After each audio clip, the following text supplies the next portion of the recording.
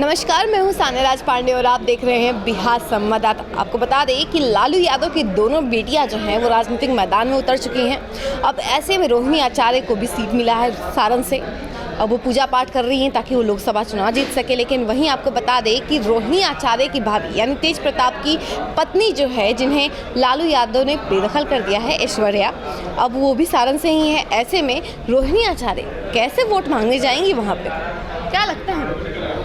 देखिए, रोहिणी आचार्य को सोचना चाहिए था। आज छपरा की धरती पर चुनाव लड़ने जा रही हैं और ये भूल गई हैं कि उसी छपरा की एक बेटी उनकी घर की बड़ी बहू और भाभी लगती है।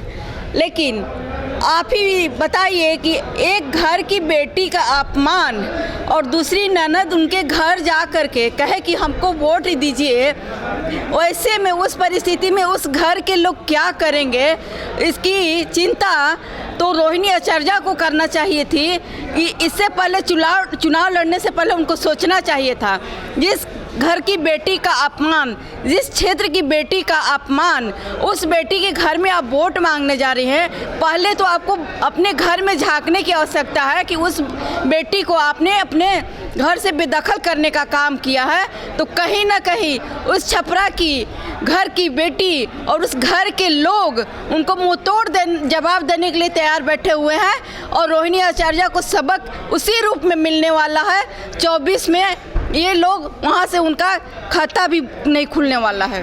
इतना पूजा पाठ कर रही हैं, मंदिरों भटक रही हैं लोकसभा चुनाव जीतने के लिए। अब क्या लगता है कि ये पूजा पाठ काम आ पाएगा उनके? देखिए, रावण भी पूजा करते थे, तो रावण की क्या दुर्दशा हुई पूरी दुनिया ने देखा है। तो आप एक पाप कीजिए, एक नारी का अपमान कीजिए और दूसरी जगह अपना सम्मान कराने की आप सोच रहे हैं, तो ये दोनों कैसे संभव हो सकता है? उनका जवाब तो उनको उसी रूप में मिलने वाला है।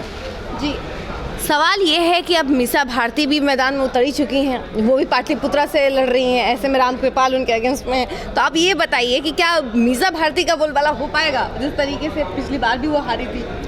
देखिए, आपने देखा था कि पिछले बार आरजेडी का एक भी खाता नहीं खुल रहा था, तो इस बार तो एकदम नहीं खुलेगा, क्योंकि इस बार तो लालू जी ने हद ही कर दी। अपने 2 बेटे के साथ 2 बेटियों को भी मैदान में उतार दिया है। तो ये परिवारवाद वाले सिर्फ अपने परिवार की चिंता करते हैं, जनता की नहीं चिंता करते हैं। तो जनता तो इनको मुंहतोड़ जवाब देगी। ये भी हारने जा रही हैं, क्योंकि जनता ने मन बना ली है कि परिवारवाद को ख़त्म करना है। लेकिन वहीं रोहिणी आचार्य हमेशा कहते हुए दिखाई देती हैं कि सारण की जनता जो है वो उन्हें बहुत ज़्यादा चाहती है और इस बार वो चुनाव जीत कर रहेंगी। यदि इतना ही था तो गोपालगंज से क्यों नहीं लड़ लेती? गोपालगंज में भी उनका जो ससुराल है, क्या वहाँ की जनता उनको नकार चुकी है? जिस बेटी के घर से अपमान करके आप भेजने का काम करिए, उस घर की बेटी के लोग आपको सम्मान किस तरह से देने का काम करेंगे, ये तो समय ही बताएगा। वहीं रोहिणी आचार्य का कहना है कि हम राजनीति में इसलिए आए ताकि सभी लोगों को प्रेरणा मिल सके कि अब बेटी जो है अपने बाप के लिए इतना सब कुछ कर सकती है, किडनी दान कर सकती है और समाज को आगे लेके जा सकती है। ये हर बेटियों के लिए इंस्पिरेशन होगा, इसलिए वो चुनाव लड़ रही हैं या फिर राजनीति में आई हैं।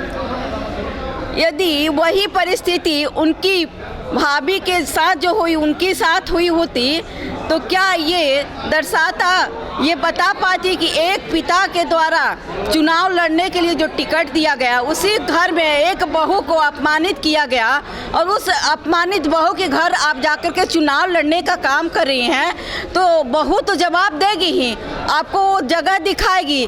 आपने जो उसकी औकात दिखाने की काम की है, जो उनका आपने अपमान करने का काम किया है, वो उसका तो बदला जरूर लेंगी और छपरा के लोग मुंहतोड़ जवाब देंगे इसके। अच्छा, क्या लगता है आपको कि रोहिणी आचार्य जो है वो लालू यादव की बेटी होने का फ़ायदा उठा रही हैं? जिस तरीके से उन्होंने किडनी दान किया अपने पिता को, तो क्या इन सब चीज़ों का फ़ायदा वो चुनाव लड़के उठाना चाहती हैं कि हाँ, लोग जो है इससे सिंपैथी गेन करना चाहती हैं वो? देखिए, रोहिणी आचार्य की ऐसी कोई बात नहीं है, क्योंकि लालू यादव जी सिर्फ अपने परिवार को बढ़ावा देने के लिए अभी 2 बेटियों को उतारे। हो सकता है कि अगली बार कोई और बेटी आ जाए। तो ये किडनी वाली बात तो छोड़िए, ये लोग सिर्फ परिवार को बढ़ाने की बात करते हैं। सिंपैथी कैसे मिलेगी? आप उस घर की बहू को अपमान करते हैं और चाहते हैं कि हमारे प्रति सिंपैथी हो। ये किस तरह संभव है? एक बयान में 2 तलवार कैसे रह सकते हैं? ये ना संभव है। तो क्या इसका पूरा फायदा बीजेपी को मिलने वाला है? जिस तरीके से रोहिणी आचार्य और उनकी बड़ी बहू जो है ऐश्वर्या, अब इसके बीच में मुठभेड़ होगा तो इसका पूरा फायदा बीजेपी को मिलेगा? देखिए, बीजेपी से पिछली बार भी वहाँ भारतीय जनता पार्टी जीती हुई थी, आगे भी जीतेगी। इसलिए इन लोगों का कोई ना वोट है ना वहाँ की जनता उनको स्वीकार करेगी, क्योंकि पहले भी आपने देखा कि भारतीय जनता पार्टी के प्रत्याशी जो थे सिग्रीवाल जी जीते हुए थे, तो इस बार भी जीतेंगे। और ये रूडी जी, आपने देखा सारण से, दोनों लोग हमारे भारतीय जनता पार्टी के प्रत्याशी थे, जीते हुए हैं और आगे भी जीतेंगे। ये लोगों का सुपड़ा बिहार में साफ होने वाला है। यानी कि लालू यादव की दोनों बेटियां फिर से धरातल पर गिरने वाली हैं। लालू यादव की दोनों बेटियां ही नहीं, एनडीए गठबंधन के जितने भी नेता हैं वो सुपड़ा उनका साफ होने वाला है। यानी कि इस बार बीजेपी का ही डंका बजने वाला है, बीजेपी का ही बोलबाला होगा। बीजेपी ने काम की है। हम लोग काम के मुद्दे को लेकर जनता के बीच में जाएंगे, क्योंकि हमारे माननीय नरेंद्र मोदी जी ने जो विकास की धारा बहाई है उसी को लेकर हम लोग जाने वाले हैं। कहा जा रहा है कि ईवीएम सेटिंग को लेकर भी कई बातें आ रही है सामने कि ये बीजेपी जो है वो ईवीएम सेटिंग करवा रखा है बीजेपी ने। इस पर क्या कहना है? देखिए, ये जिस जगह जीतते हैं वहाँ ईवीएम इनका सही रहता है, और जहाँ हार जाते हैं ये लोग ईवीएम पर कहते हैं कि सेटिंग कर लिया गया है। तो ये संभव कैसे? आप जीते तो ठीक है, और भारतीय जनता पार्टी तो ईवीएम खराब है। ये दुगलेबाजी नहीं चल सकती।